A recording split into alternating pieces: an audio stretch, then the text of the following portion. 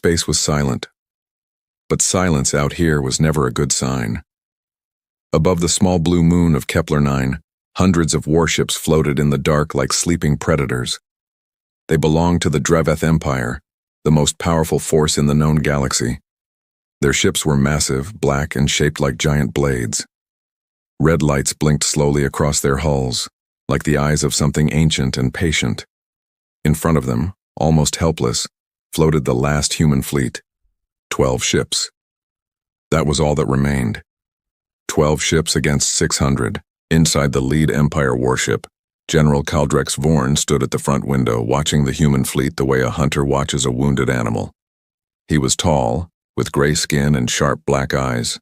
He had conquered 14 worlds in his career. He had never lost a battle, and he was not about to lose this one. "Command," said his second officer, a smaller alien named Threx. "The human fleet has stopped moving. Their engines are powering down." Kaldrex allowed himself a small smile. "They are surrendering." "Should we accept?" "No," Kaldrex said calmly.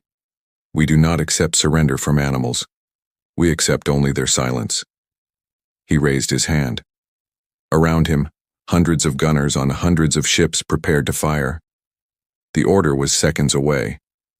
Inside the human flagship, the Liberty's Hope, the mood was very different. Captain Elena Reyes stood on the bridge, her uniform torn, a bandage wrapped around her left arm. Around her, the crew worked in tense silence. Screens showed damage reports. Red lights flashed everywhere. The air smelled like smoke and burnt wires. "Captain," said Ensign Malik, a young man barely out of training, "all defense systems are at 11%. We can't survive another attack." Elena did not answer right away. She looked at the huge black ships filling her screen. 600 Empire warships against 12 broken human ships. 3 years ago, this war began. The Empire came to human space without warning, without mercy. They called humans primitive. They called Earth unworthy of true civilization. And for 3 years, humanity fought back with everything it had. But everything humanity had was not enough, not on the surface anyway. "Captain," Malik said again, his voice shaking, "what are your orders?" Elena took a breath. She looked at her tired, frightened crew. Good people, brave people, people who had given everything for a fight most of the galaxy thought was already over. She reached for the comm panel. "All ships," she said, her voice steady despite the fear in her chest. "Power down primary systems. Do not fire. Do not resist." "Captain, that's—" Malik started. "Do it," Elena said firmly. Across the 12 human ships, engines went quiet. Weapons powered down. It looked, to anyone watching, exactly like surrender. But on the bridge of the Liberty's Hope, Elena opened a private encrypted channel. Just one line of text appeared on her screen, waiting to be sent. She looked at it for a long moment. Then she pressed send. Back on the Empire flagship, General Kaldrex watched the human ships go dark, one by one. "They have given up," Threx said, sounding almost disappointed. "No fight left in them. Humans," Kaldrex said, shaking his head slowly. "They talk about courage, about never surrendering. But in the end, they are just like every other weak species we have conquered. All noise, no strength." He turned to his gunnery officer. "Destroy them." "Yes, General." The order spread across the Empire fleet. 600 ships aimed their weapons at 12 silent, powerless human vessels. It was not going to be a battle. It was going to be an execution. Threx raised his hand to give the final countdown. 3, he said. 2. Every screen on every Empire ship flickered. "What is this?" Kaldrex snapped. The weapon systems froze. Targeting computers went blank, and on every screen across 600 warships, the same message appeared, written in the Empire's own language. "You have not seen our real army yet." For a moment, nobody on the Empire fleet moved. Nobody spoke. Then far below them, deep inside the human ships, something began to happen. Inside the Liberty's Hope, Elena watched her screen carefully. Message sent, she said quietly. Malik looked at her, confused. Captain, sent to who? We don't have any other fleet. This is all we have left. Elena allowed herself a small, tired smile, the first smile in a long time. That's what they think, she said. Outside, in the black emptiness of space, something began to shimmer. At first, it looked like nothing, a strange bending of light, far behind the human ships. Then slowly, shapes began to appear. Not one ship. Not 10 ships. Hundreds. They were unlike anything the Empire had seen before.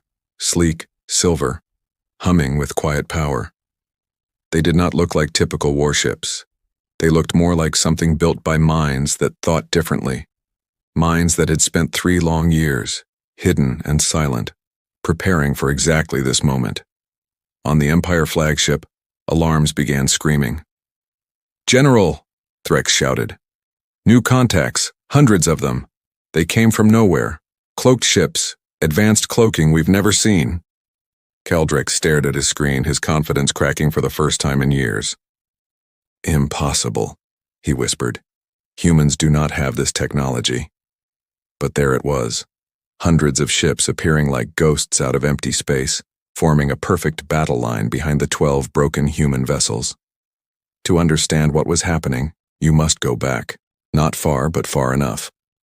3 years earlier, when the war began, most of humanity believed they would lose quickly. The Empire's technology was more advanced. Their ships were bigger. Their weapons were stronger. Human military leaders knew, deep down, that fighting the Empire head-on was a losing battle. So a small group of scientists, engineers, and soldiers made a difficult decision. They would not fight the war the Empire expected. They would build something new, something secret, something the Empire could never predict.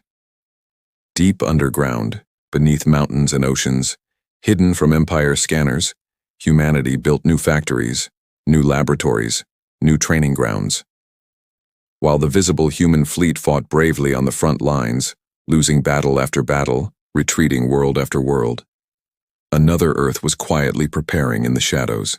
This second Earth was not made of politicians or public announcements. It was made of engineers who never slept, soldiers who trained without rest, and scientists who worked past exhaustion because they knew what was at stake. They called it, simply, Project Wolf. Nobody outside a small circle knew its full purpose. Even most human military commanders did not know it existed. Only a few trusted names had access, Elena Reyes among them, chosen personally for her courage and her loyalty. For 3 years, while the Empire believed humanity was slowly dying, humanity was actually growing stronger. Now, above Kepler 9, Project Wolf was ready to show itself. On the Empire flagship, panic began to spread, quiet at first, but growing. General, orders? Threx asked, his voice tense. Kaldrex forced himself to stay calm. 600 ships against a few hundred new arrivals, even if these ships were unknown. The Empire still had the greater numbers. He told himself this again and again. Fire, he ordered. Destroy the new fleet before they can organize. Empire cannons roared to life, sending waves of red energy toward the human ships. But something strange happened. The attacks did not land.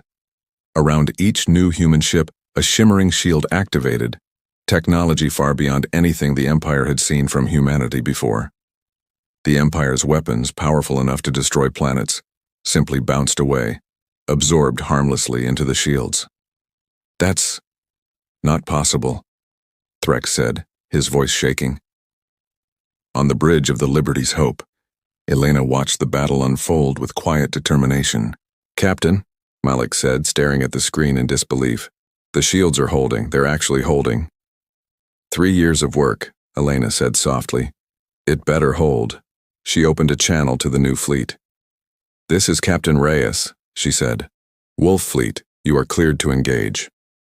What happened next would be remembered in human history forever, though at that moment, nobody on either side fully understood the scale of what was beginning. The Wolf Fleet moved with a precision the Empire had never encountered. Their ships did not fight like typical warships. They moved like a single living creature, every vessel working perfectly with the others, communicating faster than any Empire system could track. One Empire officer would later describe it simply: "They did not fight like an enemy. They fought like something we did not understand." Empire ships began falling one by one, not from brute force, but from precision, perfectly placed strikes at critical systems timed with impossible accuracy. General Caldrex watched his fleet crumble in front of him, his mind struggling to process what he was seeing. "How?" he whispered. "How did they hide this from us? How did they build this without us knowing?" Threx had no answer. Nobody did.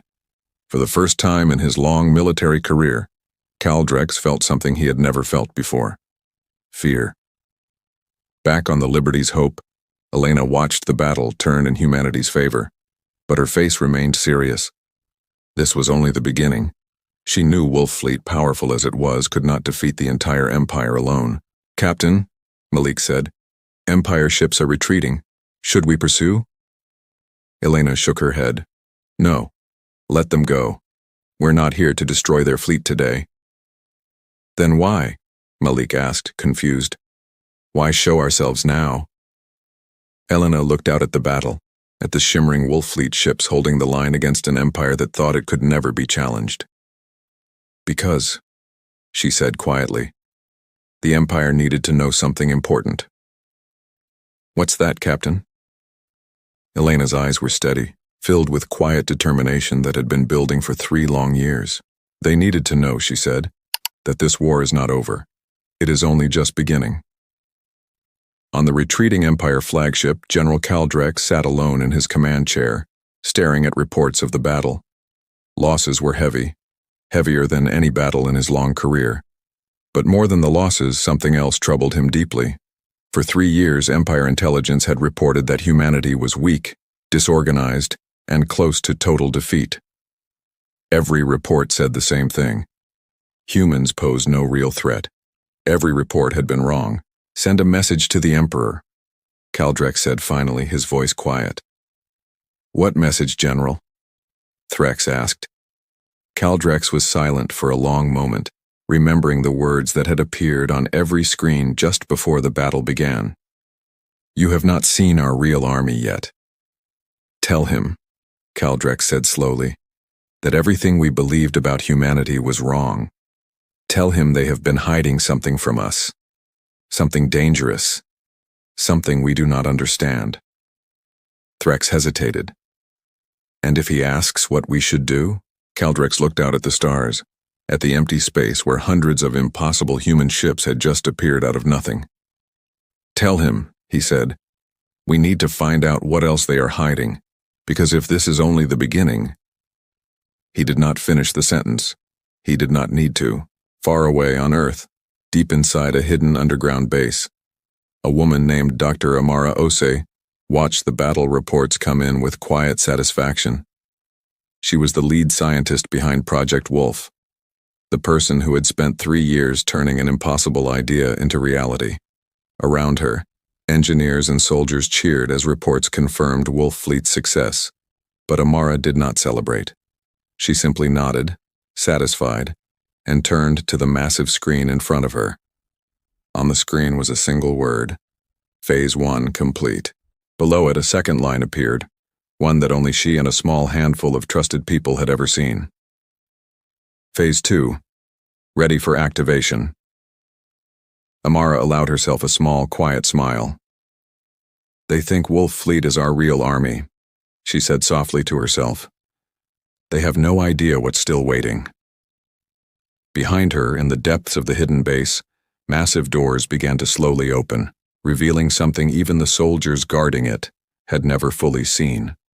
Something built, not just to fight, something built to end the war completely, or, back above Kepler 9 as the Empire fleet retreated into the darkness of space, Elena Reyes stood on the bridge of the Liberty's Hope, watching the stars.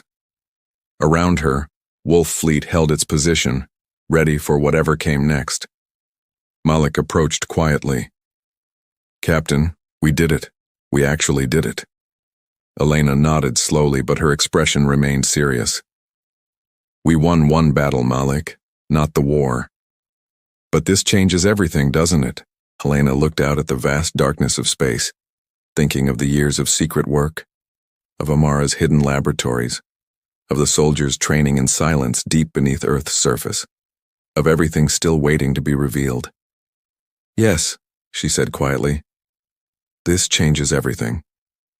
She turned to her crew, her voice steady and strong. "The Empire thinks they've seen our real army," she said. "They have no idea what's still coming."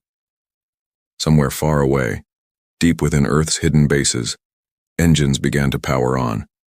Massive shapes, larger and more powerful than anything Wolf Fleet had shown, began stirring in the darkness, waiting for their moment. The war was far from over. It was only just beginning. 3 years earlier, Earth did not know war was coming. It was an ordinary morning in the city of New Geneva, the capital of the United Earth Council. People walked to work. Children went to school. Nobody looked up at the sky because nobody had a reason to. That changed at 9:14 in the morning. Every screen on Earth, every phone, every public display went dark at the same moment. Then, slowly, a message appeared. It was not written in any human language. It was a strange, sharp symbol, glowing red. Seconds later, translation systems decoded it. "Submit or be erased." At first, people thought it was a joke, a hacking prank. Nobody understood the seriousness of what was happening. Then the ships arrived. They came out of nowhere, appearing above every major human city at once. Massive black warships larger than anything humanity had ever built, blocking out the sun. People in the streets stopped and stared upward, frozen with fear and disbelief. This was humanity's first look at the Galactic Empire, and it was terrifying. Inside the United Earth Council building, Elena Reyes was a young officer at the time, only 26 years old. She stood in the crowded command room, watching the chaos unfold on the main screen. "Report," demanded Admiral Chen, the highest-ranking military officer on Earth. His voice was calm, but his hands were shaking slightly. "Sir," said a young technician, her voice trembling, "we're detecting over 200 large vessels. They're positioned above every major city. Weapons are active." "Communications?" Chen asked. "They sent one message, sir. Just one." The technician swallowed hard. "Submit or be erased." The room fell silent. Elena stepped forward. "Sir, what are your orders?" Admiral Chen looked at the screen, at the massive black ships hanging in the sky like storm clouds. He had spent his whole life preparing for many kinds of threats. But nothing had prepared him for this. "Contact them," he said finally. "Tell them we wish to speak peacefully." The response came quickly, and it was not what anyone expected. An Empire officer appeared on the main screen. He was tall, with gray skin, sharp features, and cold black eyes. This was General Kaldrex Vorn, though at the time nobody on Earth knew his name.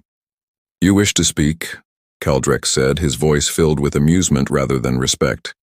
"There is nothing to discuss. You are a primitive species. Your planet has resources the Empire requires. You will submit, or your cities will be destroyed one by one until you do." Admiral Chen kept his voice steady, though anger burned inside him. "We are a peaceful people. We have never harmed you. We ask that you leave our world." Kaldrex laughed. A short, cold sound. "Peaceful? Yes. That is what every weak species says before they either submit or die." The screen went dark. 10 seconds later, one of the Empire ships fired a single warning shot, striking an empty field outside New Geneva. The explosion was massive, shaking buildings for miles. A message flashed across every screen on Earth once more. "You have 1 hour to submit." Panic spread across the planet within minutes. Governments scrambled, military forces prepared, though everyone knew Earth's defenses were nowhere near strong enough to fight an enemy this powerful. In the command room, Admiral Chen turned to his officers. "We cannot submit," he said firmly. "If we submit now, humanity becomes a slave species forever. We will fight, even if we cannot win." Elena stepped forward again. "Sir, if we fight and lose everything today, there will be nothing left to fight with tomorrow." Chen looked at her, surprised by her boldness. "What are you suggesting, Lieutenant?" Elena hesitated only a moment. "We fight today to buy time, but we must also prepare for a longer war. A hidden war. If the Empire believes they can defeat us quickly, they will grow careless. We need that mistake." Chen studied her carefully. It was a bold idea from a young officer, but there was wisdom in it too. "Get me Dr. Osi," he said to his aide. "Immediately." Dr. Amara Osi was one of Earth's leading scientists, an expert in advanced technology and military engineering. She arrived at the command center within minutes, her expression sharp and focused despite the surrounding panic. "Admiral," she said, "I assume this is about the ships." "We are almost certainly going to lose the first battle," Chen said bluntly. "Possibly the first several battles. I need to know. Is there any way to prepare something the enemy will not expect?" Amara thought for a moment. "Given time, yes. But we would need to hide it completely. No leaks, no records, no public knowledge. If the Empire learns what we're building, they will destroy it before it's ready." "How much time would you need?" "Years," Amara admitted. "Real, effective technology, not just bigger guns. Something they've never seen." Chen looked at the countdown on the screen. 52 minutes remaining before the deadline. "Then we need to make sure this war lasts years," he said quietly. "Even if we lose every battle in between." At the end of the hour, humanity did not submit. The Empire began its assault. What followed was later remembered as the Fall, the first battles of the war, where humanity's military, brave but hopelessly outmatched, fought and lost again and again. Cities were evacuated, space stations were destroyed. Human fleets, built with the best technology Earth had at the time, crumbled against Empire ships built for conquest. Elena Reyes fought in these early battles, watching friends and fellow soldiers fall around her. It was during this time that she earned her reputation, not as someone who never lost, but as someone who never stopped fighting, even when victory was impossible. In one battle above Mars Colony, Elena's ship was one of only 3 to survive an assault that destroyed 27 others. She brought her crew home not through luck, but through clever thinking, using debris fields to hide, timing retreats perfectly, making decisions faster than the enemy expected. Admiral Chen took notice. "She thinks differently," he told Dr. Osi during a private meeting. "She doesn't panic. She adapts." "You want her involved in Project Wolf?" Amara said. It was not a question. Chen nodded. "I want her leading it eventually. But first, she needs to keep surviving out there. The Empire needs to keep believing humanity is close to breaking." Meanwhile, General Caldrex grew increasingly confident with each victory. 6 months into the war, he stood aboard his flagship, reviewing battle reports with clear satisfaction. Human colonies had fallen one after another. Earth's main fleet had been reduced to a fraction of its original size. "They fight bravely," Threx commented, reviewing the same reports. "But their technology cannot match ours. Every battle ends the same way." Caldrex nodded, though something about the humans still puzzled him slightly.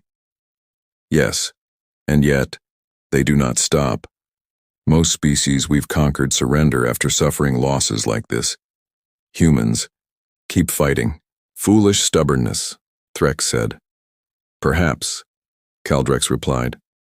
But privately, he found himself curious. It was rare that a species fought a hopeless war with such determination, retreat after retreat, loss after loss, never fully collapsing. He filed the thought away, unconcerned. Human stubbornness would not save them, not against Empire technology, not against Empire numbers. He returned his attention to conquering the next colony. While the visible war raged on Earth's surface and in the skies above human colonies, another war, silent, hidden, and far more important, was happening beneath the ground. Deep under the mountains of what used to be Switzerland, Dr. Amara Osi led a massive secret project, hidden from public knowledge and Empire scanners alike.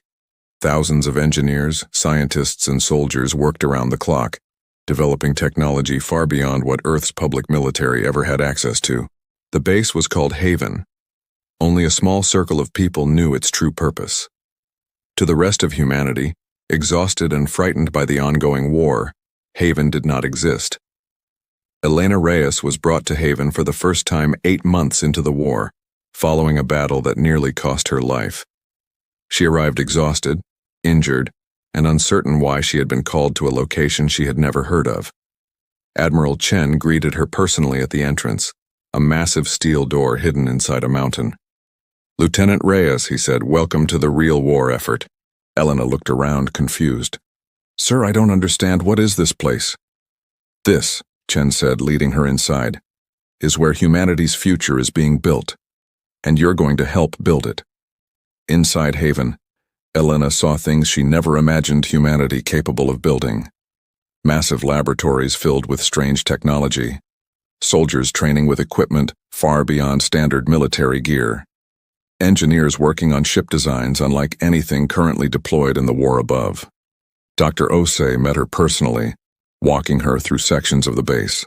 "Everything you see here," Amara explained, "does not exist to the outside world. Not to enemy intelligence, not even to most of our own government. Only a small circle knows the full truth." "Why?" Elena asked. "Why hide this from our own people?" "Because secrets stay secret only when few people know them," Amara said simply. "One leak, one captured soldier who knows too much, and the Empire finds out. If they find out, they destroy everything we've built before it's ready." Elena absorbed this, understanding slowly forming. "So the war above, the battles we're losing, are necessary," Amara finished. "Every battle fought and lost above ground buys us more time down here. Every colony that falls convinces the Empire we are weak, disorganized, and close to defeat. That belief is our greatest weapon."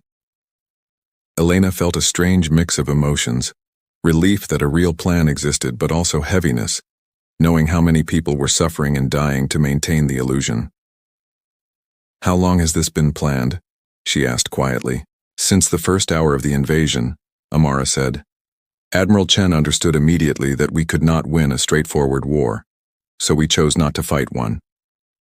Over the following months, Elena split her time between commanding battles above ground and training secretly at Haven below.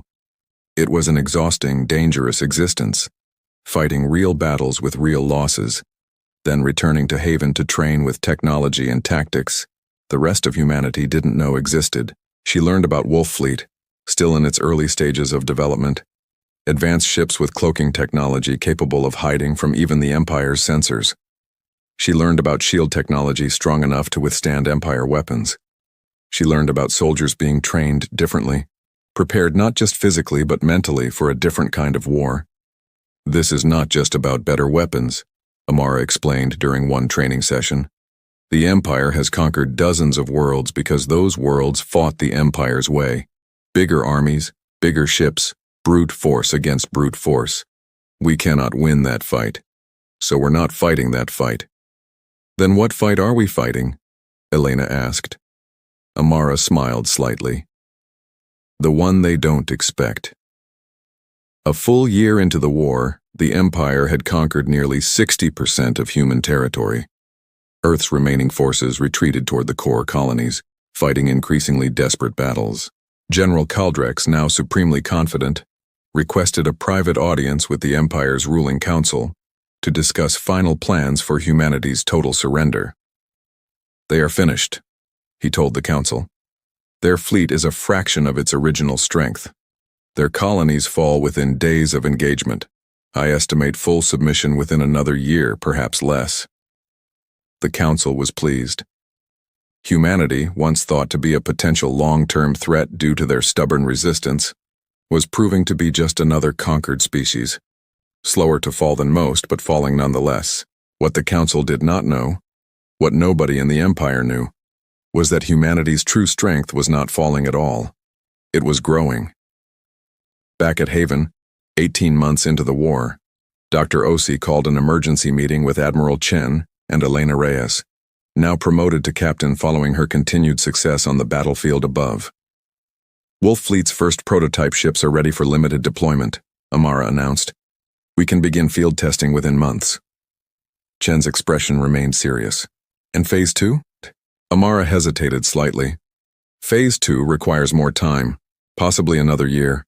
What we're attempting has never been done before. Not by humans, not by any species we know of. Can you tell me what Phase 2 actually is?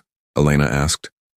Despite her deep involvement in Haven's operations, some information remained restricted even to her. Amara exchanged a glance with Chen. Not yet, she said. Even Wolf Fleet is not our true endgame, Elena. It's simply the first step. Something powerful enough to prove humanity still has fight left in us, buying time for what comes after. Elena frowned. What comes after? When the time comes, Amara said quietly, you'll understand completely. For now, focus on Wolf Fleet. It needs a commander who understands both the war above and the war below. Someone the soldiers trust completely. Elena straightened, understanding the weight of what was being asked. You want me to lead Wolf Fleet? When it's ready, Chen confirmed. Until then, keep fighting above ground. Keep the Empire believing we're close to broken. The following year brought increasingly difficult battles. Human colonies continued falling. Public morale across Earth dropped dangerously low. Rumors spread that surrender might be the only remaining option, that continued resistance only meant more unnecessary death. Elena fought through this darkest period, watching humanity's spirit weaken above ground, while secretly knowing the truth hidden below. It was, in many ways, the hardest part of the entire war, watching people suffer, unable to reveal the plan that might one day save them all. During one particularly brutal battle above the colony world of New Shanghai, Elena's fleet suffered devastating losses. Only 4 ships survived out of 20. As she guided her broken fleet back toward Earth, she received an encrypted message from Haven. It was from Dr. Osei. Just 3 words. Phase 2 ready. Elena stared at the message for a long moment, feeling something she hadn't felt in a long time. Hope. 3 years after the invasion began, Empire forces gathered above the last major human stronghold, Kepler 9, fully expecting to end the war once and for all. 12 broken human ships stood as the final visible resistance, exactly as the Empire predicted. What the Empire did not know was that this moment had been planned for years.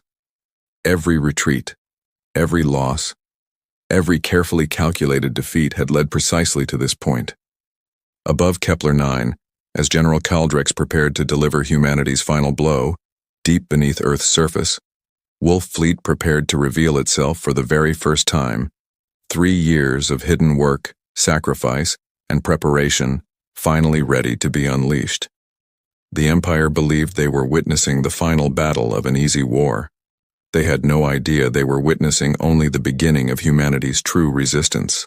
Deep beneath the mountains, far below where sunlight could ever reach, Haven Base hummed with quiet, constant activity. It never slept. Machines worked through the night. Engineers moved between labs with tired eyes but steady hands. This was the heart of humanity's true war effort, hidden from the Empire and from most of humanity itself. Dr. Amara Osei walked through the main corridor, her footsteps echoing against metal walls. She had not slept properly in 2 days, but there was no time to rest. Phase 2 was close. Closer than it had ever been. She reached a massive steel door guarded by 2 soldiers.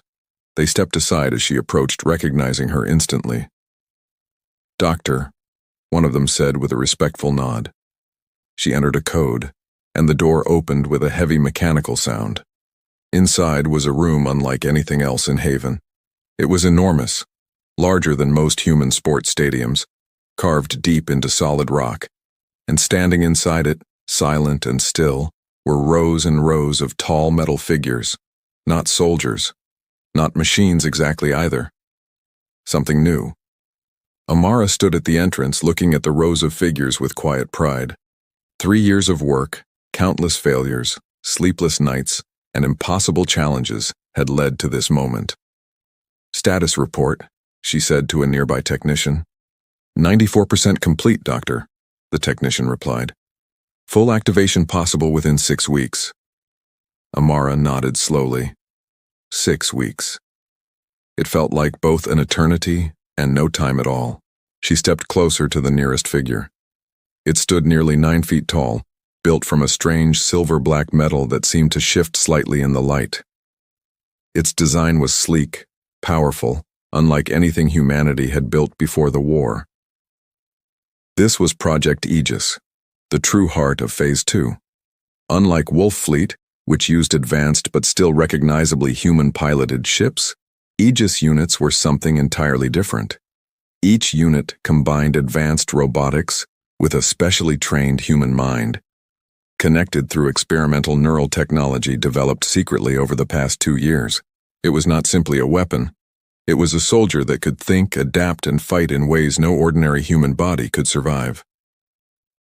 To understand Project Aegis, one had to understand its origin, a moment 18 months into the war that changed everything about Haven's approach to the conflict. At that time, Wolf Fleet was still in early testing. Its ships were powerful, but Dr. Osei and her team understood a difficult truth. Ships alone would not be enough. The Empire's forces were not only strong in space. Their ground forces, when deployed to occupy conquered worlds, were equally brutal. Massive armored soldiers capable of crushing any standard human resistance. If Wolf Fleet succeeded in space but ground forces still crumbled beneath Empire soldiers, victory would remain impossible. Amara remembered the meeting clearly. It had been late at night in a small planning room deep within Haven. Just herself, Admiral Chen, and a young military scientist named Dr. Rajiv Kapoor. "We need something stronger for ground combat," Rajiv had said, spreading data across the table. "Standard human soldiers, no matter how well trained, cannot match Empire ground units. We tested this in 3 separate simulations. We lose every time." "Then we build better armor," Chen suggested. "Stronger weapons." Rajiv shook his head. "It's not about strength alone, Admiral. It's about speed, reaction time, coordination. Empire soldiers process information faster than us. Their reflexes are enhanced. Ordinary human soldiers, no matter how advanced their equipment, will always be a half-second too slow." "So what do you suggest?" Amara asked. Rajiv hesitated, glancing at notes he had clearly been working on for some time, notes he seemed almost afraid to share. "We don't make our soldiers ordinary anymore," he said quietly. What followed was months of intense, difficult, and often controversial research. Rajiv's idea was bold, combining human soldiers with advanced robotic exoskeletons, connected through neural interfaces that would allow direct mental control. Not simply wearing armor, but truly becoming one with it, reacting at speeds no unassisted human body could match. It was dangerous, unproven technology. Early tests failed badly. 2 volunteers suffered serious neural damage during initial trials, a tragedy that nearly ended the project entirely. Amara remembered standing in the medical bay watching doctors work desperately to stabilize one of the injured volunteers, a young soldier named Corporal Diaz. "We should stop this," she told Chen afterward, her voice heavy with guilt. "We're hurting our own people." Chen was silent for a long moment, staring at the medical reports. "How many more failures until it works?" "I don't know," Amara admitted. "Maybe none, maybe many." "And if it does work?" Amara thought carefully before answering. "If it works, and it could change everything, a single Aegis soldier could potentially match an entire squad of Empire ground troops." Chen closed the medical file slowly. "Continue the research, but only with volunteers who fully understand the risk. No exceptions." Progress remained slow and difficult for months, but eventually breakthroughs began to emerge. Improved neural interface technology reduced the risk of damage significantly. Better training programs helped volunteers adapt more safely to the demanding connection between mind and machine. The turning point came when a young soldier named Marcus Chen, no relation to the Admiral, successfully completed a full neural connection with an early Aegis prototype. Marcus had been an ordinary infantry soldier before volunteering for the program, motivated by the loss of his older sister during an early Empire assault. He was quiet, determined, and unusually calm under pressure, qualities that made him an ideal candidate. The first successful test took place in a heavily monitored training facility deep within Haven. Amara watched from the control room, tension thick in the air as technicians carefully activated the neural connection. "Vital signs stable," a technician reported. "Neural sync at 60%, 70%. Doctor, it's holding steady." Marcus, connected to the towering Aegis unit, took his first careful steps. The movement was smooth, natural, nothing like the clumsy motions of previous test failures. "How does it feel?" Amara asked through the comm system, her voice tight with anticipation. Marcus's voice came through clearly, filled with quiet wonder. "It feels like my own body. Just stronger, faster." In the control room, cautious celebration broke out. Months of failure, sacrifice, and difficult decisions had finally led to success. This was the beginning of Project Aegis. Over the following year, the program expanded carefully, training additional volunteers while continuously improving both technology and safety measures. Each new Aegis soldier underwent months of rigorous physical and mental preparation before attempting neural connection. Elena Reyes, though primarily focused on Wolf Fleet, took a personal interest in the Aegis program as well, occasionally visiting training sessions during her limited time at Haven. She watched one such session, observing as Marcus, now a senior instructor within the program, guided newer volunteers through basic movement exercises. "It's incredible," Elena admitted, watching the towering figures move with surprising grace. "I still find it hard to believe soldiers can control something this size so naturally." "It took most of us months to feel truly comfortable," Marcus said, joining her at the observation window. "The mind and body need time to trust each other again in this new form." "Are you ready for real combat?" Elena asked directly. Marcus considered the question seriously. "Ready as we'll ever be, Captain. We've trained hard. We understand the stakes." He paused, watching his fellow soldiers continue their exercises. "We just need the chance to prove it matters." Elena nodded, understanding completely. Everyone at Haven shared this same feeling.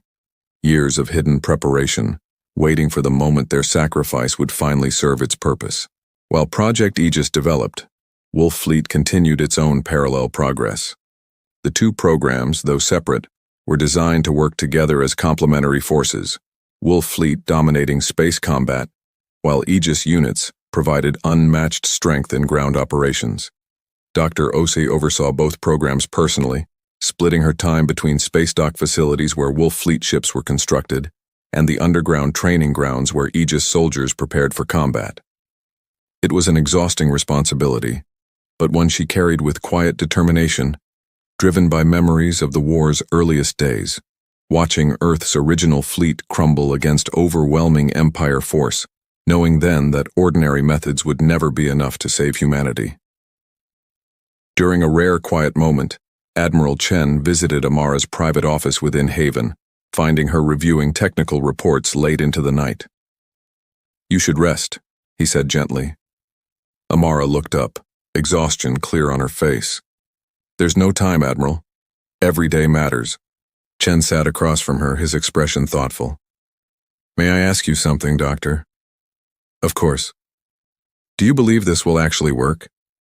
Everything we've built here, Wolf Fleet, Aegis, do you truly believe it's enough to defeat an empire that has conquered dozens of worlds?" Amara considered the question carefully before answering. "I believe," she said slowly, "that we've built something the empire has never encountered before. Not simply better weapons, but a completely different way of fighting. Whether that's enough?" She paused, meeting Chen's eyes directly. "That depends on how well we use what we've built, and how much courage remains in the people who use it."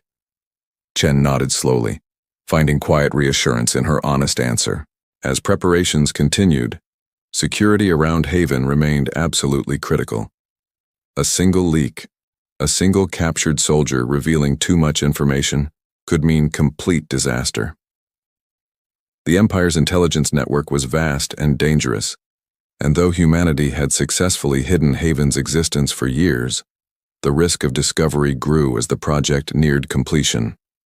This concern became reality nearly 2 years into the project, when a small Empire scouting patrol unexpectedly discovered unusual energy readings near one of Haven's hidden supply routes. Elena, present at Haven during a training review, was pulled into an emergency meeting alongside Chen and Osei. Empire patrol ship detected unusual readings near Sector 12, a security officer reported, showing footage of a small Empire vessel investigating the area. They haven't located the base directly, but they're getting close. Options? Chen asked immediately. We could relocate, Amara suggested, though clear reluctance colored her voice. But moving everything now would set us back months, possibly longer.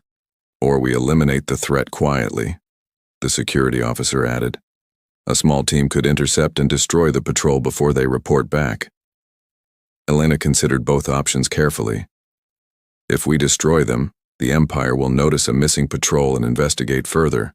That draws more attention, not less. Then what do you suggest, Captain?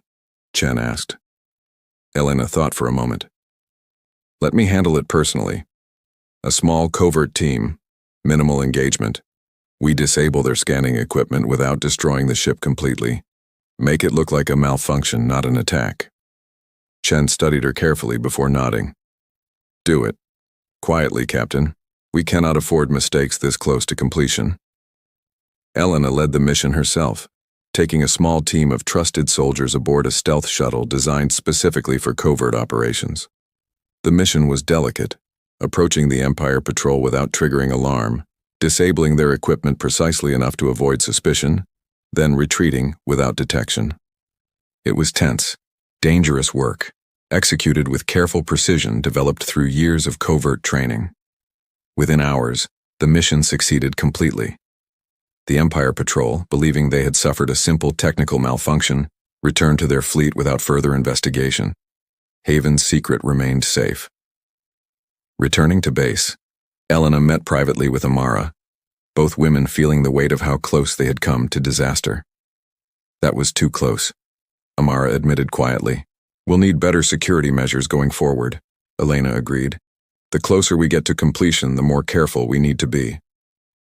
Amara nodded, then hesitated slightly before speaking again. Elena, there's something else I need to discuss with you. Something important. Elena waited, sensing the seriousness in Amara's tone. With Wolf Fleet nearing readiness, and Aegis close behind, we need to begin planning the actual reveal. When, where, and how we finally show the Empire what we've built. Elena felt a mixture of excitement and nervousness at these words. Years of hidden preparation were finally approaching their true purpose. Do you have a plan? She asked. Amara nodded slowly. Admiral Chen and I have been discussing potential locations. We believe Kepler-9 will become critical within the coming months, based on Empire military patterns. If our predictions are correct, the Empire will attempt a decisive strike there, believing it will end organized human resistance completely. And that's when we reveal Wolf Fleet, Elena said, understanding immediately. Yes, Amara confirmed. The Empire will believe they're witnessing humanity's final defeat. Instead, they'll witness the true beginning of our resistance. As months passed, both Wolf Fleet and Project Aegis continued reaching new levels of readiness. Marcus and his fellow Aegis soldiers completed increasingly advanced combat training, preparing for deployment scenarios that would eventually take them far beyond Haven's protective walls. Elena split her remaining time between commanding battles above ground, continuing to maintain the illusion of humanity's approaching defeat, and finalizing Wolf Fleet's readiness below. The pressure grew immense as completion neared. Every decision carried enormous weight, knowing that years of sacrifice and preparation would soon face their ultimate test. During one of her final visits to Haven before the planned reveal, Elena found herself standing alongside Amara and Marcus, looking out over the massive underground facility that had become humanity's true hope for survival. 3 years, Amara said quietly, almost to herself. 3 years of hiding, sacrificing, building something the galaxy has never seen. Do you think it will be enough? Marcus asked, voicing the question everyone at Haven silently carried. Elena looked between them, feeling the full weight of responsibility resting on their combined efforts. "It has to be," she said firmly, "because if it isn't, there won't be a second chance." The three stood together in silence for a long moment, understanding fully the magnitude of what awaited them. Above ground, the war continued its predictable pattern, human forces retreating, Empire forces advancing confidently toward what they believed would be an inevitable, easy victory. But deep beneath the surface, hidden from Empire eyes, humanity's true army stood ready, waiting patiently for the moment their existence would finally be revealed. That moment was approaching quickly, and when it arrived, the galaxy would never see humanity the same way again. Far from Earth, deep within Empire territory, the capital world of Dravith Prime glowed under 3 artificial suns. Massive black towers stretched toward the sky, homes to the Empire's ruling council, its military command, and the endless bureaucracy that managed conquered worlds across 100 star systems. Inside the highest tower, General Kaldrex Vorn stood before the Grand Council, delivering his report on the human campaign. 3 years of war had brought him great honor. His conquest of human territory, though slower than most campaigns, was widely seen as a success. "The human homeworld remains untouched," Kaldrex reported, standing tall before the 7 council members seated above him. "But their outer colonies have fallen completely. Their remaining fleet is scattered and weak. I estimate full submission within the coming months." Councillor Threxa, the eldest member of the council, studied him carefully. 3 years is longer than expected, General. Most campaigns of this scale conclude within a single year. "Humans are stubborn," Kaldrex admitted. "But stubbornness is not strength. They fight bravely, but their technology remains far behind ours. Every battle ends in our favor. And yet they continue fighting," another councillor noted. "Most conquered species surrender long before losing this many worlds." Kaldrex hesitated slightly before responding. "Their persistence is unusual, but irrelevant to the outcome. Victory remains certain." The council seemed satisfied with this answer. After all, results mattered more than timelines. Humanity's eventual defeat was inevitable. Of that, nobody in the room held any doubt. Nobody except, perhaps, a small, quiet voice in the back of Kaldrex's mind that he refused to fully acknowledge. That evening, following the council meeting, Kaldrex met privately with Threx, his loyal second officer, in a private dining hall overlooking the capital city. "You seemed troubled during the meeting," Threx observed, pouring drinks for them both. Kaldrex accepted the drink but did not immediately answer. He stared out at the glowing city below, lost in thought. "Do you remember?" he said finally. "The message we intercepted 8 months ago? The one about strange energy readings near human territory?" Threx nodded slowly. "The scouting patrol that reported equipment malfunction? Yes, I remember. Nothing came of it. Nothing came of it because we chose not to investigate further," Kaldrex corrected. "But something about that report never sat right with me." "You believe it was more than malfunction?" Kaldrex swirled his drink thoughtfully. "Humans fight harder than any species we've conquered. They retreat, but they never truly break. Colonies fall, yet somehow new resistance always appears elsewhere. It's almost as if—" He paused, searching for the right words. "As if what?" Threx pressed. "As if they're buying time," Kaldrex said quietly. "For something." Threx frowned. "General, with respect, humanity has neither the technology nor the resources to hide anything significant from Empire intelligence. Their entire civilization has been under constant surveillance since the invasion began." "Perhaps," Kaldrex admitted. But the uneasy feeling remained, lingering at the edge of his thoughts like a shadow he could not quite see clearly. Despite Kaldrex's private concerns, the broader Empire military command remained confidently focused on finishing the war quickly. Reports from various fronts continued painting a consistent picture. Humanity was weakening, their resistance crumbling steadily under sustained pressure. This confidence led directly to a critical strategic decision, one that would prove far more significant than anyone in the Empire realized at the time.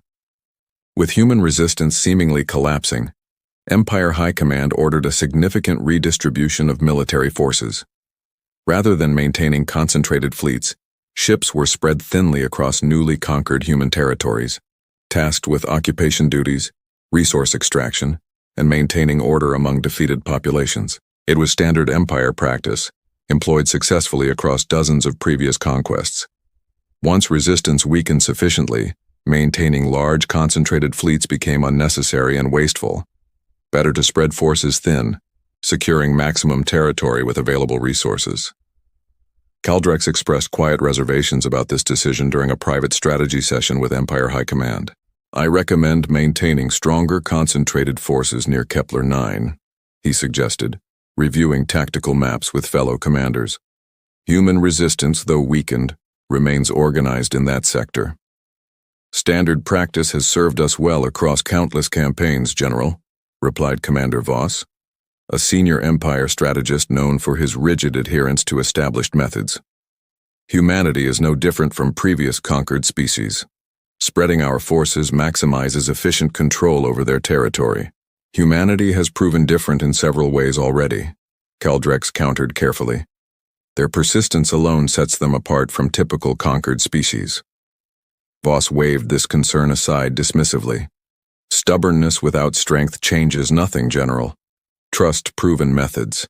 Humanity's fate is already decided." Reluctantly, Caldrex agreed to follow standard procedure, despite his lingering unease. Empire forces spread across human territory exactly as planned, leaving significantly reduced concentrations near Kepler 9 and other remaining human strongholds. It was, though nobody in the Empire yet realized it, a critical mistake. As Empire forces spread thin across conquered territories, subtle signs of trouble began emerging. Small details easily dismissed individually, yet significant when considered together. Supply ships traveling near human territory began experiencing unexplained delays, occasionally disappearing entirely without clear explanation. Officially, these incidents were attributed to equipment malfunctions or navigational errors, common enough occurrences to avoid raising immediate alarm. Similarly, Empire patrol units stationed near human colonies began reporting occasional communication gaps. Brief periods where standard check-ins failed to occur, followed by routine explanations involving technical difficulties or environmental interference. Individually, these incidents seemed insignificant, easily explained away by overworked administrators managing hundreds of scattered outposts across recently conquered territory. But had anyone taken the time to examine these events collectively, a troubling pattern would have quickly emerged. Lieutenant Threx, ever loyal and attentive to detail, brought several such reports to Caldrex's attention during a routine briefing. "General, I've noticed increasing irregularities across several outposts near human territory," Threx explained, presenting compiled data. "Individually minor but collectively unusual." Caldrex studied the reports carefully, his earlier unease returning with renewed intensity. "Show me specifics." Threx highlighted several incidents: missing supply ships, brief communication gaps, occasional unexplained equipment malfunctions among patrol units. "These could easily be coincidence," Threx admitted, "individually explainable through routine causes. But the frequency seems higher than typical statistical variation would suggest." Caldrex remained silent for several long moments, studying the data intently. Finally, he spoke, his voice quiet but serious. "Increase security protocols around all outposts near remaining human territory," he ordered, discreetly. "I don't want unnecessary alarm raised through official channels." "Yes, General," Threx replied, though clearly puzzled by the request. "May I ask what specifically concerns you?" Caldrex considered his answer carefully before responding. "Call it instinct, Lieutenant. Something about this situation feels incomplete." Despite Caldrex's quiet concerns, official Empire reports continued painting an overwhelmingly positive picture of the ongoing campaign. High Command remained confident, focused entirely on finalizing humanity's complete submission within the coming months. This confidence proved deeply misplaced. While Empire forces spread thin across conquered territories, believing victory nearly secured, humanity's true preparation continued accelerating rapidly beneath the surface. Wolf Fleet's construction neared completion. Project Aegis soldiers finished increasingly advanced combat training. Every piece of humanity's carefully hidden strategy moved steadily toward readiness. Dr. Osei, monitoring Empire military movements through carefully gathered intelligence, recognized immediately the strategic opportunity created by the Empire's overconfidence. "They're spreading themselves too thin," she reported during an emergency strategy session at Haven, presenting detailed intelligence gathered from various sources. Their confidence in near-total victory has led them into a critical vulnerability. Admiral Chen studied the presented intelligence carefully. "If we strike now, while their forces remain scattered, we create an opportunity that may never present itself again," Amara finished. "Concentrated Empire fleets would overwhelm us easily, but scattered forces spread thin across multiple locations become vulnerable," Elena concluded, understanding immediately the strategic significance. Chen nodded slowly, recognizing the critical importance of proper timing. "How soon can Wolf Fleet reach full operational readiness?"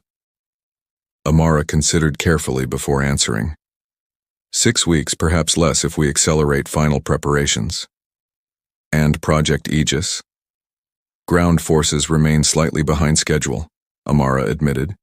"Perhaps 8 weeks until full deployment readiness." Chen weighed this information carefully. Timing would prove absolutely critical. Too early risked deploying unprepared forces. Too late risked losing the strategic advantage created by Empire overconfidence. "We move forward with acceleration," he decided finally. 6 weeks for Wolf Fleet, continuing Aegis preparation in parallel. When Wolf Fleet reaches readiness, we begin planning our first major engagement.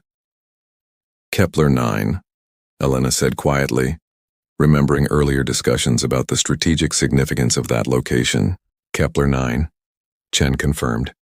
"If Empire patterns hold, they'll attempt a decisive strike there soon, believing it will effectively end organized human resistance." "And that's exactly when we'll show them how wrong they are," Elena said, feeling determination harden within her. Over the following weeks, both sides moved steadily toward what would become a critical turning point in the war, though neither fully understood the significance of what approached. Empire forces, confident in their approaching victory, continued preparations for what High Command believed would become humanity's final, decisive defeat at Kepler 9. Reports continued suggesting minimal organized resistance remained, reinforcing already overwhelming confidence throughout Empire command structures. Meanwhile, deep within Haven, Wolf Fleet approached final operational readiness. Ships underwent final testing, weapon systems received last adjustments, and pilots completed final training exercises designed specifically around anticipated combat scenarios at Kepler 9. Elena spent increasing time personally overseeing Wolf Fleet's final preparations, working closely alongside both military personnel and engineering teams to ensure absolute readiness for what would become humanity's critical first strike. During one such preparation session, she found herself standing alongside Marcus observing final combat simulations involving both Wolf Fleet ships and early Aegis ground units working in coordinated exercises. "Everything feels different now," Marcus observed, watching the simulation unfold. 3 years of hiding, training, preparing. It's finally becoming real. Elena nodded, feeling similar emotions. "Are you ready?" Marcus considered the question seriously. "As ready as 3 years of preparation can make someone for something like this." "That's honest, at least," Elena said with a slight smile. "You?" Marcus asked, turning the question back toward her. "Ready to lead Wolf Fleet into its first real battle?" Elena looked toward the simulation screens, watching Wolf Fleet ships execute precise, coordinated maneuvers against simulated Empire forces. "I have to be," she said quietly. "Everyone here has sacrificed too much for this moment. Failure isn't something I can allow myself to consider." As preparations continued, General Caldrex's private concerns grew increasingly difficult to ignore, despite continued reassurance from Empire High Command regarding humanity's approaching total defeat.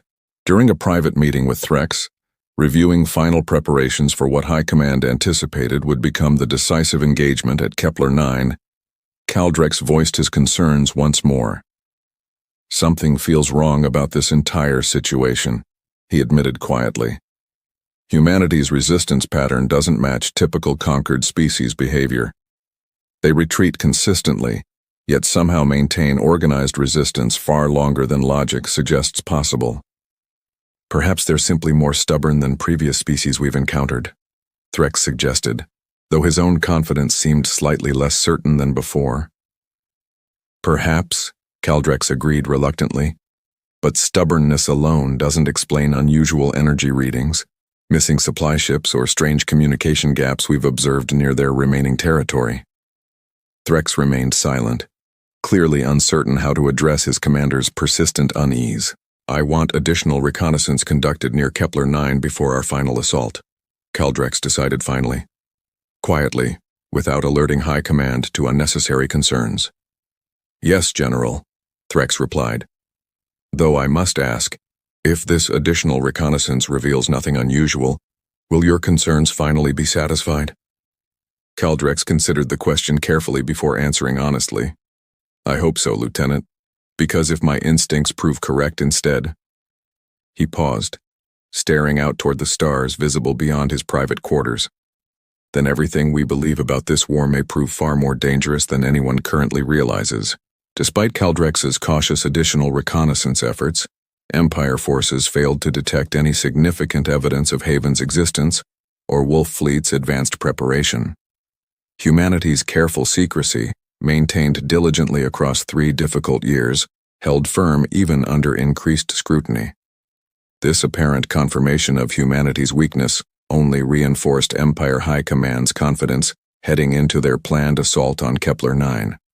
Whatever minor irregularities had been observed were quickly dismissed as insignificant, unrelated incidents, unworthy of further concern. Caldrex, despite his own private reservations, found himself with little choice but to proceed according to Empire High Command's confident expectations. Orders were finalized. Empire forces began final preparations for what everyone except Caldrex fully believed would become humanity's final, decisive defeat. Yet even as preparations moved forward, Caldrex's private unease remained, quietly nagging at the edges of his otherwise confident military mind.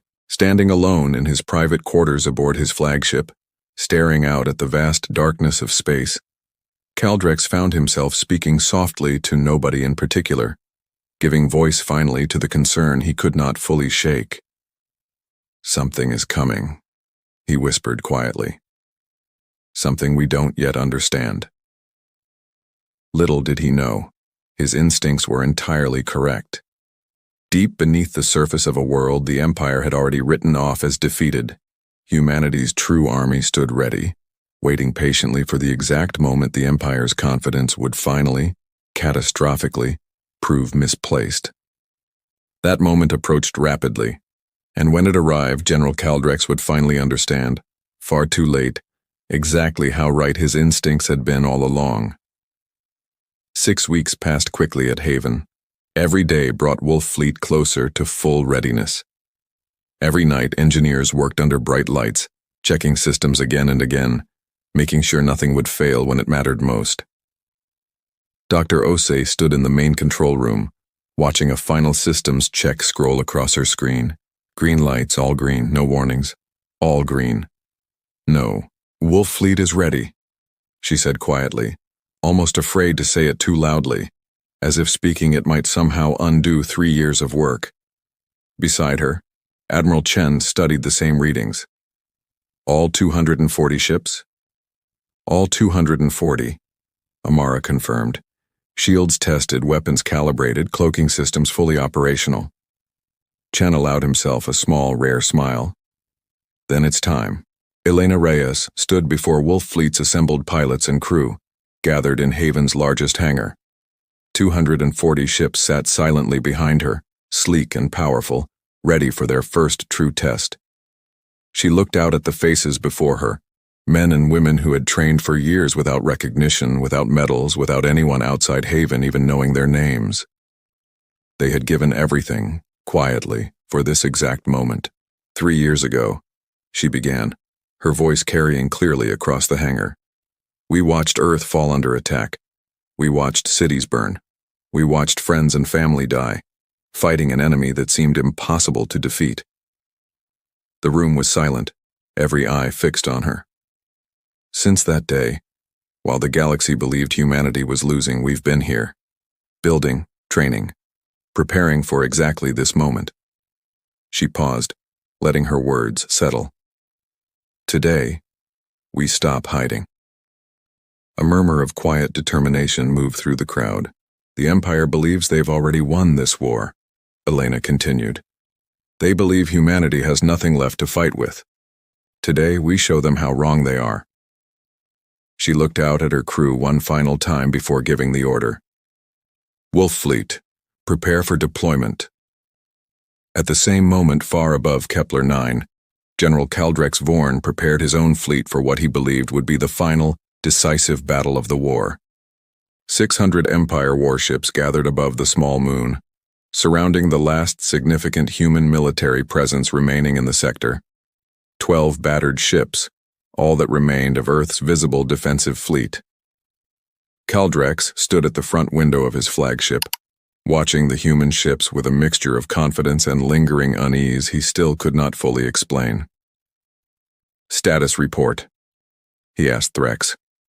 All ships in position, General. Human fleet shows minimal defensive capability. Weapon systems appear severely degraded. Kaldrex nodded slowly. Everything appeared exactly as expected. Perhaps, he told himself, his earlier concerns truly had been unfounded. Prepare to receive their surrender, he ordered, or their destruction, should they refuse to submit. Aboard the Liberty's Hope, Captain Elena Reyes watched the massive Empire fleet surrounding her small group of ships. This was the moment everything had been building toward. The moment Haven's 3 years of secret preparation would finally be tested against overwhelming Empire force. She opened a channel to Haven. Wolf Fleet, she said calmly. This is Reyes. Empire fleet in position above Kepler 9, beginning final phase. Dr. Osei's voice responded immediately, tension clear despite her attempt at calm professionalism. Wolf Fleet standing by, Captain. Cloaking systems active. Awaiting your signal. Elena took a steady breath, feeling the weight of the moment settle fully upon her shoulders. Everything, every sacrifice, every hidden year of preparation, led to this single decision. Power down primary systems, she ordered her small fleet. Let them believe we're finished. One by one, the 12 human ships powered down their weapons and shields, appearing completely defenseless before the massive Empire fleet. Watching this apparent surrender, Kaldrex felt his earlier confidence returning fully. Whatever strange readings his patrols had detected months earlier, whatever unusual pattern of missing supplies or communication gaps had troubled him, none of it seemed to matter now. Humanity, exactly as expected, appeared finished.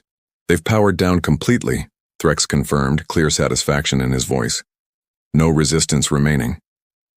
Kaldrex allowed himself a rare moment of genuine relief. Perhaps his instincts had simply been wrong this time. Prepare to fire, he ordered, though something in his voice lacked its usual sharp confidence. End this quickly. Threx began the countdown. 3, 2.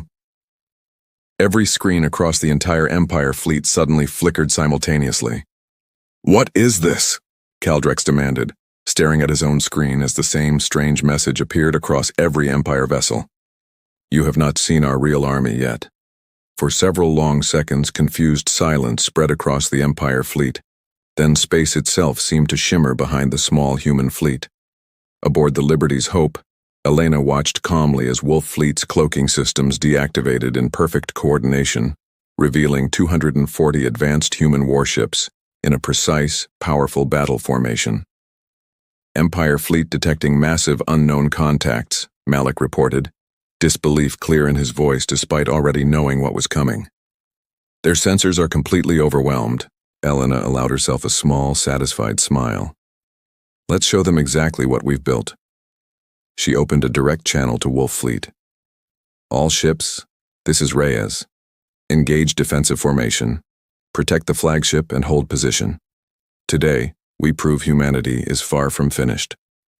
Panic spread rapidly through the Empire fleet as Wolf Fleet's true scale became apparent. 240 ships, appearing seemingly from nowhere, formed a perfect protective formation around the previously vulnerable human fleet. "General orders?" Threx demanded, his earlier confidence completely shattered. Kaldrex stared at his screen, mind racing to process what he was witnessing. Everything he'd been told about humanity's weakness, everything Empire intelligence had confidently reported for 3 years, was proving catastrophically wrong. "Fire," he ordered finally, forcing steadiness into his voice despite the uncertainty gripping him. "Target the new fleet immediately." Empire cannons roared to life, sending devastating waves of energy toward Wolf Fleet's ships. The attacks struck powerful, shimmering shields, technology far more advanced than anything Empire intelligence had ever detected from humanity. The shields held completely, absorbing attacks that would have easily destroyed conventional human vessels. "Shields holding at 97%, a Wolf Fleet technician reported to Elena, clear relief evident in her voice. Elena nodded, though she understood clearly that shields alone would not decide this battle. "All ships, return fire. Target their primary weapon systems." What followed became one of the most significant battles in humanity's history, a moment that would forever change how both humans and the Empire understood the nature of the ongoing war. Wolf Fleet moved with precision the Empire had never encountered from any species. Ships worked together with perfect coordination, communicating faster than Empire sensors could track, striking precisely at critical systems rather than simply overwhelming enemy vessels through brute force. One by one, Empire warships began falling under Wolf Fleet's precise, coordinated assault. Kaldrex watched in growing disbelief as ships that should have easily overwhelmed any human resistance instead found themselves outmaneuvered, outgunned, and systematically dismantled. "This is impossible," Threx whispered, watching tactical displays showing Empire losses mounting rapidly. "How did they hide this level of technology from us for 3 years? Kaldrex had no answer. His mind struggled desperately to reconcile years of confident intelligence reports with the devastating reality unfolding before him. Yet even as Wolf Fleet demonstrated its overwhelming superiority in space combat, the true turning point of the battle had not yet arrived.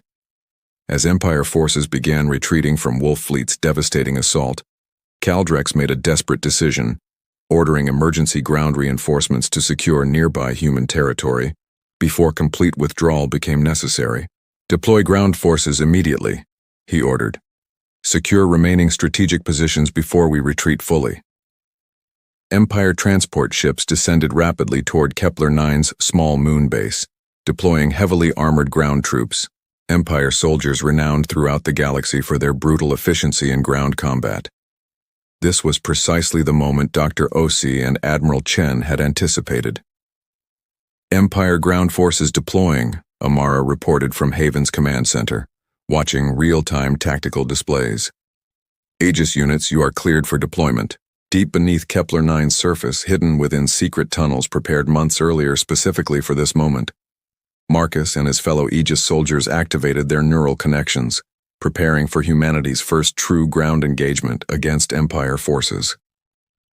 "This is it," Marcus said quietly to his assembled team, feeling the familiar surge of power as his neural connection activated fully. "Everything we've trained for." Empire ground forces moved confidently across Kepler-9's surface, expecting minimal resistance from what they believed remained a thoroughly defeated human population. Instead, they encountered something entirely unexpected. From hidden tunnels and carefully concealed positions, Aegis units emerged, towering figures moving with impossible speed and precision, engaging Empire ground troops with coordinated tactics no conventional human soldiers could have executed. An Empire ground commander, watching in stunned disbelief as his supposedly superior troops struggled against this unknown human technology, quickly radioed back to Kaldrex's flagship. "General, we're encountering unknown enemy units. Advanced robotic soldiers, incredible speed and strength. Our troops are taking heavy losses. Caldrex, already overwhelmed by Wolf Fleet's devastating performance in space, felt a fresh wave of disbelief at this additional revelation. Robotic soldiers, report specifics immediately. The panicked response that followed painted a clear picture. Towering armored units, seemingly controlled by human pilots through some advanced neural connection, moving and fighting with impossible coordination and skill. Marcus, leading his Aegis unit through the chaotic battlefield, moved with fluid precision, disabling Empire equipment rather than causing unnecessary casualties where possible, focused instead on forcing a clear, decisive retreat. "Fall back," he ordered his team through their coordinated neural link. "Push them toward their transport ships. Force a full withdrawal." Within Caldrex's flagship, chaos continued spreading rapidly as reports flooded in from both space and ground combat, painting an increasingly desperate picture for Empire forces. "General, we're losing ships rapidly in space," Threx reported, his voice tight with barely controlled panic. "Ground forces are requesting immediate extraction, casualties mounting on both fronts." Caldrex stood frozen for a brief moment, watching everything he'd believed about this war collapse rapidly around him. 3 years of confident reports, 3 years of assured victory, unraveling within a single devastating engagement. "General," Threx pressed urgently. "Orders?" Caldrex forced himself back into focus, understanding clearly that continued engagement risked total destruction of his remaining fleet. "Order full retreat," he said finally, his voice heavy with reluctant acceptance. "All ships withdraw immediately. Ground forces extract as quickly as possible." As Empire ships began their chaotic retreat, Caldrex watched Wolf Fleet hold its position calmly, allowing the withdrawal without pursuing further, exactly as Elena had ordered earlier. "They're not pursuing," Threx observed, confusion clear in his voice. "Why would they allow our retreat?" Caldrex stared out at the retreating Empire fleet, understanding slowly dawning despite his continued shock. "Because they don't need to destroy us completely today, Lieutenant. They simply needed us to understand something far more important." "What's that, General?" Caldrex's voice was quiet, heavy with the weight of his shattered confidence. "That this war is far from over." Aboard the Liberty's Hope, Elena watched Empire forces retreat fully from Kepler 9, feeling the full significance of what Wolf Fleet and Aegis had accomplished together in this single, decisive engagement. "Captain," Malik reported, clear excitement in his voice despite lingering exhaustion. "Empire Fleet has fully withdrawn from the system. Ground forces completely extracted as well." Elena nodded slowly, allowing herself a brief moment to fully process the magnitude of their success. "Casualties?" "Minimal, Captain. Far lower than any of our projections predicted." Elena felt profound relief at this news, understanding deeply the human cost that could have resulted from this critical first engagement. She opened a channel to Haven. "Dr. Osei, Admiral Chen, Wolf Fleet and Aegis performed exactly as designed. Empire forces in full retreat." Amara's voice came through clearly, filled with quiet, exhausted satisfaction. 3 years of preparation, finally proven in battle. "This changes everything," Chen added, his voice carrying the weight of significant relief and cautious optimism. "The Empire now understands humanity remains far from defeated." Elena looked out at her surroundings, Wolf Fleet holding steady formation, Aegis units returning safely from ground combat, human forces standing strong for the first time in 3 difficult years. "This is only the beginning," she said quietly, remembering clearly the message sent to Empire forces at the battle's start. "Now they know we have more." Deep within Empire territory, aboard his retreating flagship, General Caldrex prepared to deliver perhaps the most difficult report of his long, previously unblemished military career. Standing before a private communication screen, preparing to address the Grand Council directly, Caldrex found himself struggling to fully articulate the shocking reality he had personally witnessed. "Counselors," he began, his voice steady despite the weight of what he needed to report. "Our forces suffered significant losses today at Kepler 9. Humanity has revealed advanced military technology previously unknown to Empire intelligence. The Council's reaction was immediate and severe, questions and concerns flooding across the private channel rapidly. "How significant are these losses, General?" Counselor Threxa demanded sharply. "Substantial," Caldrex admitted honestly. "We encountered advanced human warships utilizing previously undetected cloaking technology, alongside ground forces employing sophisticated robotic combat units." "How is this possible?" another counselor demanded. "Your reports consistently indicated humanity's approaching total defeat." Caldrex hesitated only briefly before responding honestly. "Because, counselors, we severely underestimated humanity's true capabilities. What we witnessed today at Kepler 9 was clearly the result of extensive secret preparation, hidden successfully from Empire intelligence for a significant period." Silence spread across the council chamber as the full implications of this revelation settled fully upon each member. "What do you recommend, General?" Threxa asked finally, her earlier confidence notably shaken. Caldrex considered his response carefully before answering, remembering vividly the devastating efficiency of Wolf Fleet and Aegis units combined. "I recommend immediate reassessment of our entire strategic approach toward humanity," he said firmly. "We can no longer safely assume their weakness.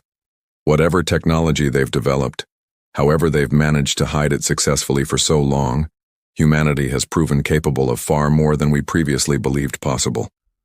The council remained silent, absorbing fully the seriousness of Caldrex's warning. As the private council communication ended, Caldrex remained alone in his quarters, reflecting deeply on the dramatic events he had personally witnessed. 3 years of confident military reports, 3 years of assumed inevitable victory, had crumbled dramatically within a single devastating engagement. Threx entered quietly, clearly still processing the shocking outcome of the day's battle. "General," he said carefully, "what happens now?" Caldrex considered the question seriously before responding. His earlier unease finally validated fully, though little comfort came from being proven correct under such devastating circumstances. "Now," he said quietly, staring out at the stars beyond his private window, "we prepare for a war far different from anything we've previously encountered." "And if humanity possesses even more hidden technology?" Threx asked cautiously. "More surprises beyond what we witnessed today?" Caldrex's expression remained serious, remembering clearly the confident message displayed across Empire screens at the battle's beginning. "You have not seen our real army yet." "Then, Lieutenant," he said finally, his voice heavy with reluctant respect for an enemy he had previously dismissed too easily, "we may soon discover exactly how right they were." Far above Kepler 9, as Empire forces continued their chaotic retreat toward safer territory, Wolf Fleet held steady formation alongside newly revealed Aegis ground units, humanity's true strength finally revealed openly to a galaxy that had long underestimated their resilience. The Empire had entered this war fully confident of an easy, inevitable victory. Instead, they now faced a humanity transformed, stronger, more prepared, and far more dangerous than anyone in the galaxy had previously believed possible. The war, everyone now understood clearly, was far from finished. It had only just truly begun. News of the battle at Kepler 9 spread across human territory within hours. For 3 years, people across Earth and its remaining colonies had lived under the heavy weight of constant retreat, constant loss, constant fear that surrender might soon become the only option left. Now, for the first time since the war began, something different arrived. Hope. In New Geneva, crowds gathered around public screens, watching footage of Wolf Fleet's dramatic reveal above Kepler 9. People who had grown used to hearing only bad news stood in stunned silence, then slowly, cautiously, began to celebrate. Strangers embraced each other in the streets. Somewhere, someone started singing. Others soon joined. Inside the United Earth Council building, Admiral Chen watched these celebrations on a small screen in his office, feeling a complicated mixture of relief and continued responsibility. "They're celebrating," said an aide entering quietly. "All across Earth and the remaining colonies too." Chen nodded slowly. "They deserve this moment. 3 years of sacrifice, finally showing results. Should we prepare a public statement, sir? Chen considered this carefully. Haven's existence, though partially revealed through Wolf Fleet's dramatic appearance, remained mostly hidden from public knowledge. Careful messaging would be essential. Prepare something simple, he said finally. Confirm the victory. Confirm humanity possesses new advanced military technology, but we reveal nothing further about Haven itself, or Project Aegis. Not yet. Understood, sir. As his aide left to prepare the announcement, Chen allowed himself a small, tired smile. 3 years of secrecy, sacrifice, and difficult decisions had led to this moment. But he understood clearly that celebration, however well-deserved, could not distract from the continued challenges still ahead. Aboard the Liberty's Hope, still holding position above Kepler 9 alongside Wolf Fleet, Elena Reyes received similar news of celebrations spreading across human territory. She felt genuine happiness at this development, understanding deeply how desperately humanity needed this moment of hope after 3 exhausting years of war. Yet standing on her bridge, watching Wolf Fleet's ships maintain careful formation, she understood clearly that this victory, however significant, represented only a single step in a much longer journey still ahead. Captain, Malik said, approaching cautiously, Dr. Osi is requesting a private conversation. Elena nodded, moving to a private communication terminal. Amara's face appeared on screen, looking exhausted, but deeply satisfied. Congratulations, Captain, Amara said warmly. Wolf Fleet performed exactly as we hoped. Thank you, Doctor, though I suspect you didn't call simply for congratulations. Amara's expression grew slightly more serious. You're right. We need to discuss what comes next. Elena straightened slightly, sensing the importance of what was coming. I'm listening. The Empire now knows we possess advanced technology, Amara explained. They'll reassess their entire strategy. We can expect increased caution, stronger defensive measures, possibly reinforced fleets protecting remaining conquered territory. You believe they'll regroup rather than retreat completely? Elena asked. I believe, Amara said carefully, that we've won an important battle, but the war itself remains far from finished. The Empire is a massive, resourceful power. They won't simply surrender territory based on a single defeat, however significant. Elena absorbed this information, understanding fully the continued challenges still ahead despite today's dramatic victory. What do you recommend? We continue building on today's success, Amara said. Liberate additional human territory carefully, methodically, while continuing to develop and refine both Wolf Fleet and Aegis capabilities further. We've proven what's possible. Now, we need to prove it consistently. Meanwhile, deep within Empire territory, the Grand Council convened an emergency session, addressing directly the shocking developments at Kepler 9. General Caldrex stood once again before the assembled council, delivering a more detailed report following his initial communication. Councilors, he began, based on detailed analysis of yesterday's engagement, humanity has developed advanced ship technology featuring previously unknown cloaking capabilities, alongside sophisticated robotic ground units controlled through some form of direct neural interface. How long have they possessed this technology? Councillor Threxa demanded. Based on the sophistication demonstrated, likely developed secretly over an extended period, Caldrex replied honestly. Possibly since early in the conflict. A troubled murmur spread through the council chamber. This raises serious concerns, another councillor stated. If humanity successfully hid this level of technological development for years, what else might they be hiding? Caldrex had privately considered this exact question extensively since the battle. I cannot answer that with certainty, Councillor, but I recommend we proceed under the assumption that additional unknown capabilities may exist. Your recommendation, General? Threxa asked directly. Caldrex considered his response carefully, understanding the significant weight his words now carried following his earlier accurate warnings about underestimating humanity. I recommend consolidating our remaining forces rather than continuing widespread thin deployment. We need concentrated strength to respond effectively to whatever humanity demonstrates next, rather than remaining vulnerable through scattered positioning. The council deliberated briefly before reaching agreement. Your recommendation is approved, General. Begin consolidating Empire forces immediately. As the council session ended, Threx approached Caldrex quietly. You handled that well, General. Caldrex nodded slowly, though his expression remained troubled. We've underestimated them once already, Lieutenant. I don't intend to repeat that mistake. Over the following weeks, humanity capitalized carefully on the strategic advantage created by their dramatic victory at Kepler 9. Wolf Fleet, now operating openly alongside traditional human forces, began methodically reclaiming previously lost territory, targeting Empire positions weakened by the earlier thin deployment strategy.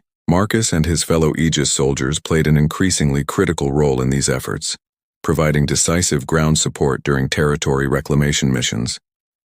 Their reputation grew quickly among both human forces and Empire troops alike, earning respect and fear in equal measure.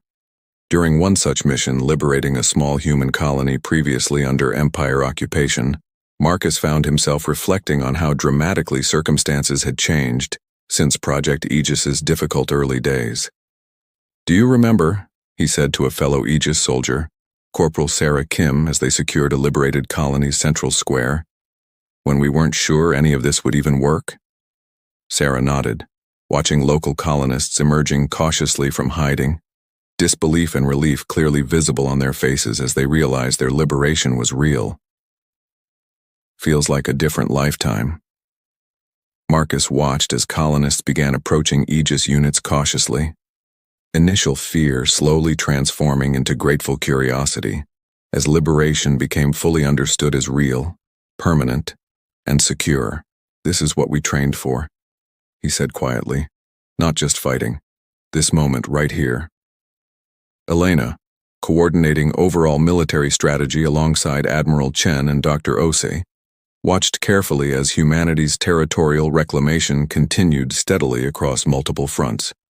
Progress remained methodical rather than rushed, careful strategic planning ensuring sustainable success rather than risking overextension. During a strategic planning session at Haven, now operating with somewhat reduced secrecy given Wolf Fleet's public reveal, Elena reviewed recent territorial gains alongside Chen and Ose. We've successfully liberated 7 colonies since Kepler 9, Chen reported, reviewing detailed tactical maps. Empire resistance has been notably weaker than anticipated in several locations. They're consolidating forces rather than maintaining widespread thin deployment, Amara explained. Exactly as we predicted following their strategic reassessment. This creates opportunity, Elena observed, studying the tactical situation carefully, but also increased risk. Concentrated Empire forces mean future engagements will likely prove significantly more challenging than Kepler 9. Agreed, Chen said seriously. We need to continue balancing aggressive territorial reclamation with careful preservation of our forces. This war remains far from finished. Amara nodded thoughtfully. Which brings us to an important consideration. Phase 3.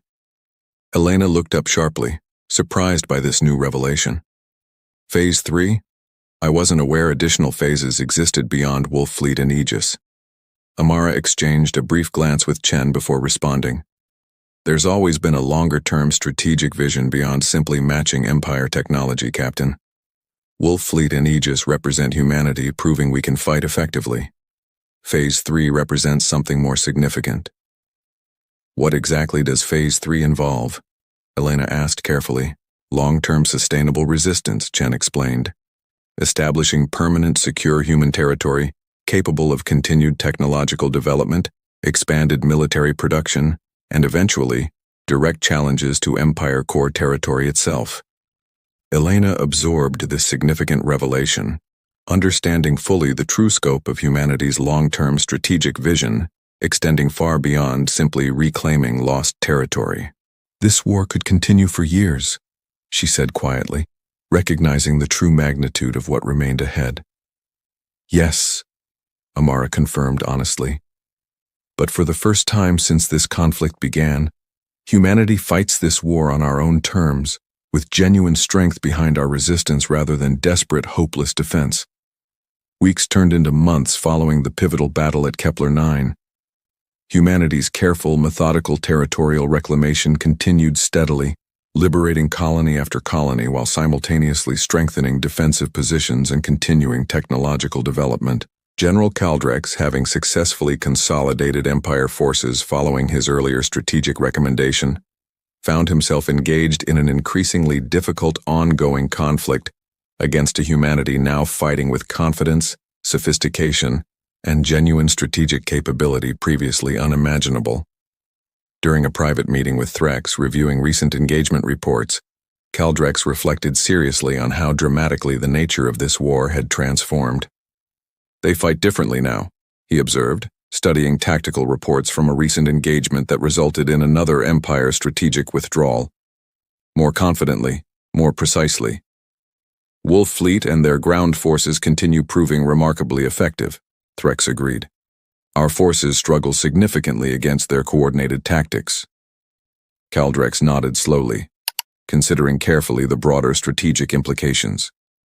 "We severely underestimated humanity's true capabilities and determination. That mistake has cost us significantly." "Do you believe we can still achieve overall victory?" Threx asked directly. Caldrex considered the question seriously before responding honestly. "I believe this war has become far more complicated than the Empire originally anticipated. Humanity has proven remarkably resourceful, resilient, and technologically capable. Whether ultimate Empire victory remains achievable," he paused thoughtfully, "that depends significantly on decisions made by Empire leadership moving forward." "And your own recommendation regarding those decisions?"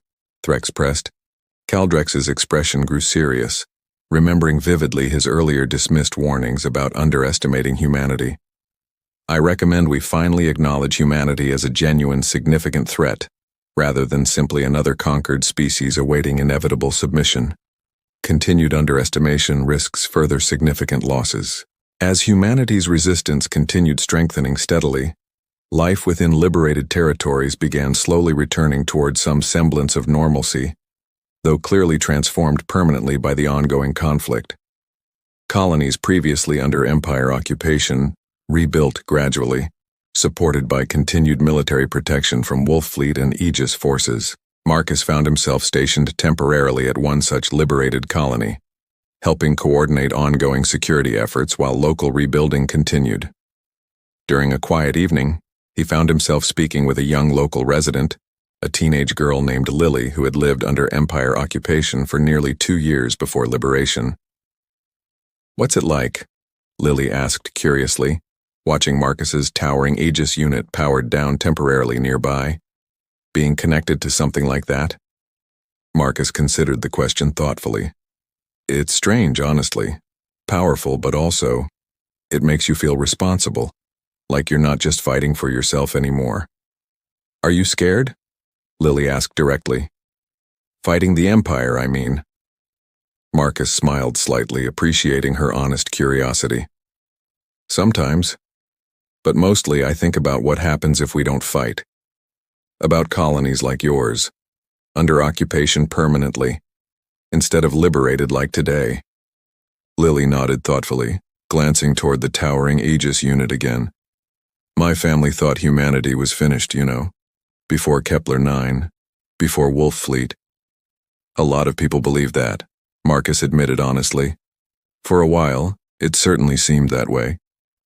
"But you kept fighting anyway," Lily observed. "Even when everyone thought it was hopeless." Marcus considered this simple observation seriously, understanding fully its deeper significance. "That's exactly why we kept fighting, because giving up was never truly an option even during the hardest moments." As months continued passing, humanity's transformed resistance effort steadily gained additional momentum, liberating increasing territory while simultaneously developing stronger defensive infrastructure and continuing careful technological advancement. During a significant strategic briefing at Haven, now serving increasingly as humanity's primary military command center, given its critical role throughout the ongoing conflict, Elena, Chen, and Osei reviewed overall war progress alongside several other senior military and scientific leaders. 23 colonies successfully liberated since Kepler 9, Chen reported, reviewing comprehensive tactical data. Empire forces continue showing increased caution, generally avoiding direct engagement where possible. Their strategic reassessment following Kepler 9 fundamentally altered their overall approach, Amara added. They're clearly treating humanity as a significantly greater threat than previously assumed. Elena studied the overall strategic situation carefully, recognizing clearly how dramatically circumstances had transformed since the war's difficult early days. We've made remarkable progress, but we should remain cautious about overconfidence. The Empire remains an incredibly powerful adversary, even while adjusting their strategic approach. Agreed, Chen said seriously. Continued careful, methodical progress remains essential. This war likely continues for considerable time yet. Amara nodded thoughtfully before addressing the group further. Which brings us back to Phase 3 considerations. With Wolf Fleet and Aegis both proving highly effective, we should begin seriously planning humanity's longer-term strategic vision moving forward. The room fell into serious, focused discussion regarding humanity's continued path forward, a conversation reflecting genuine strategic confidence rather than desperate, hopeless resistance that had characterized the war's earliest, darkest days. Far above Kepler 9, precisely where humanity's true resistance had first been dramatically revealed months earlier, Elena Reyes found herself once again, this time overseeing a ceremony honoring the significant sacrifices made throughout the war's difficult early years. Standing before assembled Wolf Fleet pilots, Aegis soldiers, and numerous civilians gathered to commemorate this pivotal location's significance, Elena reflected seriously on humanity's remarkable transformation since the war's earliest, darkest moments. 3 years ago, she began addressing the assembled crowd. Many believed humanity's story was nearly finished. We faced an enemy seemingly unstoppable, technology far beyond our own, numbers far exceeding anything we could hope to match. She paused, looking out over the crowd, recognizing many familiar faces who had fought alongside her throughout the war's most difficult periods. Yet, even during our darkest moments, humanity refused simply to accept defeat. Instead, quietly, secretly, we prepared. We sacrificed. We built something the galaxy had never previously witnessed. Elena gestured toward Wolf Fleet ships positioned prominently nearby, alongside several Aegis units standing at respectful attention. Today, humanity stands stronger than ever before, not because victory has been fully achieved, this war remains far from finished, but because we've proven conclusively that humanity's spirit cannot be simply erased through overwhelming force alone. The crowd listened intently, many visibly moved by her words, understanding deeply the significant sacrifices represented throughout humanity's difficult journey toward this moment. The Empire believed they had already won this war, Elena continued, her voice growing stronger with genuine conviction. They believed humanity finished, defeated, ready for simple submission. Instead, they discovered something far different, a species willing to sacrifice everything necessary to protect our future, our freedom, and our right to determine our own destiny.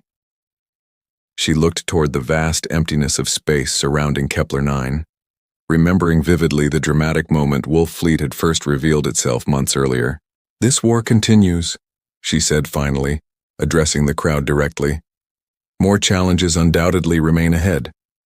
But today we stand together, stronger, more united, and more determined than ever before to see this fight through to its conclusion." As Elena's speech concluded, quiet applause spread through the assembled crowd, followed by a moment of respectful silence, honoring those who had sacrificed throughout humanity's difficult 3-year struggle. Later, standing quietly alongside Marcus and Dr. Osei following the ceremony, Elena reflected privately on humanity's remarkable journey thus far. "Do you think the Empire understands yet?" Marcus asked quietly. "What they're truly facing?" Elena considered the question carefully. "I think they're beginning to understand. But I suspect they still don't fully grasp everything humanity remains capable of achieving." Amara nodded in agreement. Wolf Fleet and Aegis represent only the beginning of what's truly possible, given enough time and continued development. Phase 3? Marcus asked curiously, having recently learned of its existence through his continued involvement in Haven's strategic planning discussions. Among other things, Amara confirmed, though clearly unwilling to elaborate further at this particular moment.